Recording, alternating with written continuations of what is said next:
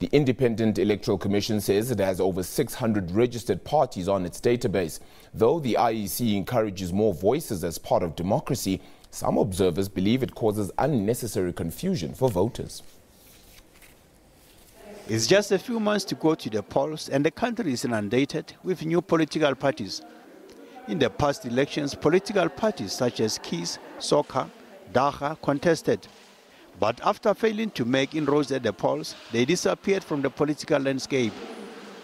It's back to the season again of new contestants arriving on the scene.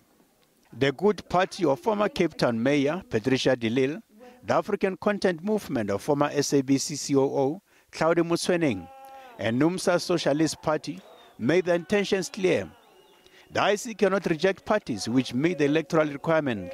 Our constitution envisages a situation of multiplicity of political persuasions. Whether that's good enough, I am not sure. The voters will be the arbiters of that. But on our part, we register all political parties that meet the requirement. The party needs 500 signatures to qualify to register. If a party wishes to contest all the National Assembly, it will pay 200,000 and 45,000 rands for each of the 9 legislatures. If, however, the party wishes to contest only the National Assembly in a combination of provinces, it will pay 45,000 for each of those provinces. The IEC still has KIS, SOCA and DAGA as registered parties, and they need to pay a deposit before contesting. But observers are unconvinced.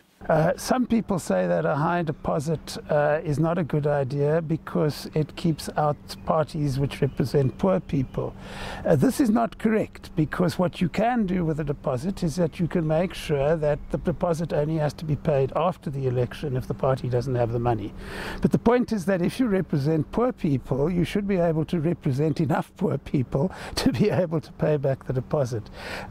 So I think it does get to the stage where it's not comfortable for voters to pick up a ballot paper in which you have 20 or 30 parties. He argues that the IEC needs to have legitimate parties on the ballot paper. Parties are important if they represent real constituencies, if they represent a significant number of voting South Africans.